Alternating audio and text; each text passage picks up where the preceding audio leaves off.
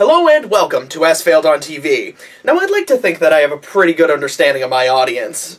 I understand that there's really not a lot of crossover between a diehard sports fan like myself and a fan of the nerd culture that I'm also a part of. For those who don't understand the sports fan lifestyle, it's actually ludicrously easy to make fun of. And I've said in the past that people who just scoff at sports fans by saying, "LOL, sports," I've always said that they're uncreative Philistines who wouldn't know a good time if it immaculate recepted all over their stupid faces. Over the last couple of years, however, I've realized that I might be being just a little bit too harsh, because the sports fan is very easy to make fun of, and of course no other fandom has that problem. It was one day when I was watching one of these sports that I purport to love so much that I had a really horrible epiphany. What do I get out of it? What's the point of being a sports fan? What tangible change is there in me being a sports fan? Now, for those of you who don't know, good God, that's becoming like a catchphrase for me. I should get it on a t-shirt or something. I am a huge fan of... See, the logo's on the sleeve now. It used to be on the shoulder. These new jerseys are simultaneously great and awful. I am a huge fan of the New England Patriots, and have been my whole life. Now, last year, the New England Patriots won the division title, the conference championship, and the Super Bowl. That's all of it. They won the biggest game that the sport has to offer. Now, as a fan, I was of course ecstatic. I couldn't wait for the celebratory parade to air on television so that I could laugh at all the fools in waist-high snow crowding the streets of Boston, watching duck boats slowly move away from them. It was after the high of the Super Bowl wore off, it's about 2 weeks ago, give or take a day, that I realized, what does it matter? What did I get out of it? Hats. That's all I got was hats. I got hats. Here's the one, division title, conference championship, Super Bowl. That's all I got. Hats. Hats. Ludicrously priced hats, I may add. $32 for a hat? Fuck off. Now, it's not to say that other fandoms aren't also gouged for their money. I mean, come on, Aniplex. $50 for 3 episodes of Madoka Magica? Fuck off. It just seems to me that sports fans are gouged just a little bit more than their contemporaries. I mean, if you think about it, there's the price of admission, just going to the stadium in the first place, unless you're like a Jaguars fan or something, which I think they pay you to go to the stadium, to the price of beer, which is ridiculous because Bud Light is worth 50 cents if you manage to get a good batch, and they have the nerve to charge $7 for it. And now, even if you try to watch a sporting event from the relative comfort of your own home, you still can't escape the money grubbing. I can't watch any sporting event without daily fantasy sports being shoved down my throat. I can't listen to any sports-related podcasts or radio programs. I can't watch any events on television without some sort of fantasy brouhaha being advertised. Now, the main causes of this are FanDuel and DraftKings, and if you've watched any sporting event over the last year or two, you've probably seen their poorly made commercials, and today we're going to be taking a look at them. Starting with FanDuel. FanDuel has definitely changed my Sundays. It's made it a lot more interesting. Yeah, mine too. At least before I got very terrible commercials. Now all I get is the same one of the same lame testimonial from the same dumb guy claiming how much fucking fun he's having, losing all of his money to FanDuel. One-week fantasy football leagues are paying $75 million a week with immediate cash payouts and no commitment. This is the part of the daily fantasy sport thing that really kind of skeeves me out, is the whole no commitment thing. When I would play any form of fantasy league with my coworkers, the whole point of it was that you had to be smart with your drafts and you had to be smart with your waiver claims and trades, so that way you wouldn't be hindered when injury would strike your team later in the season, kind of like, oh, I don't know, running a fucking football team. And for those of you who don't understand the words that I just said, you want to make sure that you have guys who will be there to replace other guys when they get hurty. I've deposited a total of $35 on FanDuel and won over $2 million.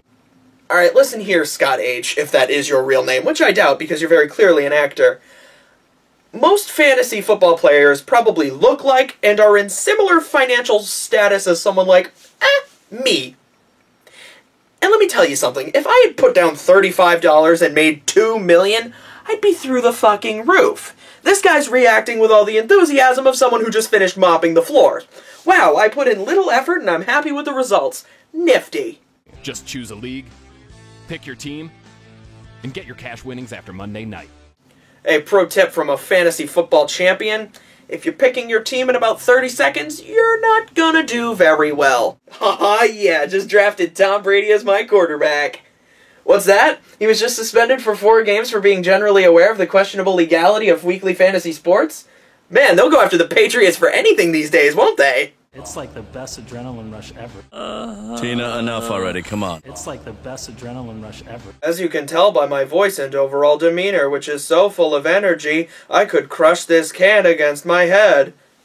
Ah, go sports. So that was an advertisement for FanDuel. You see what I mean about how poorly made this thing was? I mean, with the amount of money that these people are raking in, you'd think they put in a little bit of effort, and it's just like the director just went up to a couple of his buddies and was like, well, if it isn't my two best friends in the world, Armand K. and Scott H. You know, I got much love for both of you, and I need your help with my fantasy football advertisement. All I need you two to do is say some kind of ludicrous amount of money that you won using FanDuel, and just talk about how kind of happy you are about it. You know, like on a general level. I deposited 50 cents and won $1 million. Okay, maybe try and go a little more reasonable than that. I have won money and am pleased. You know what, we can work on it. Or, you know what, fuck it, I don't really feel like working today, so we're just gonna go with it, and maybe they'll take care of it in post. Now let's see how Boston-based rival DraftKings does it. The sleeper pick. The guy only you believe in. Wow, look at this happening party. I'm not gonna lie, I'd probably be nose deep in my phone too. In 1 week fantasy football on DraftKings, he can be the difference. What an asshole! And look, just because you're not enjoying the party doesn't mean you get to walk through everybody's lives like they mean nothing to you, like you're some fringe king, like, your backyard shenanigans mean nothing to me, pshaw! Trust your Uncle Vito if you want. But know this. Man, time has really been unkind to Nick Nolte. Who's gonna play him? This is DraftKings. Couldn't help but notice you were staring at my baby fanny pack. And you're also playing fantasy football. Would you like to perhaps come back to my place and take a look at my autographed footballs? You know, I actually have one of those autographed footballs signed by Patriots long past. Man, looking at this thing really brings back memories. Some of my old favorite players their names are forever emblazoned upon this really deflated football. It must have been used in the AFC Championship game. Man, Patrick Pass, Troy Brown, Roosevelt Colvin. I used to have his jersey. I've, dropped 9 numbers in that time, but, it's still good. Who else we got here? Oh, wow, Adam Vinatieri before he went all traitor and asked for a reasonable pay increase.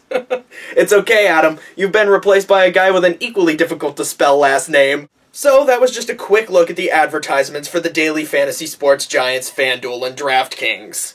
Sadly, their commercials tend to air between 40 and 50 times in a game, and there's a different promo code each time one of them airs, and it's starting to get a little ridiculous. The whole point is, don't be sucked in by the allure of easy money. Because at the end of the day, no matter what anybody says, fantasy football doesn't really take that much skill.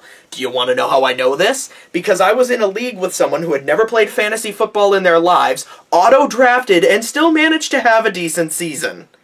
At the end of the day, it's all luck. Like Andrew Luck, before he tore his abdomen and will be out for 2 to 6 weeks. Pasham! In reality, though, I do kind of feel bad because there was a person I was playing last week who had Andrew Luck as their starting quarterback, forgot to change it, and all Carson Palmer needed to do was show up to the stadium and I would have won. And I did win, so I don't feel bad. Now, if you'll excuse me, I need to go prep for the rest of Tom Brady's Fuck Roger Goodell Tour 2015. I'm sure there will be plenty of hats to commemorate it. I'm Chris the Nerd, and thanks for watching As Failed on TV.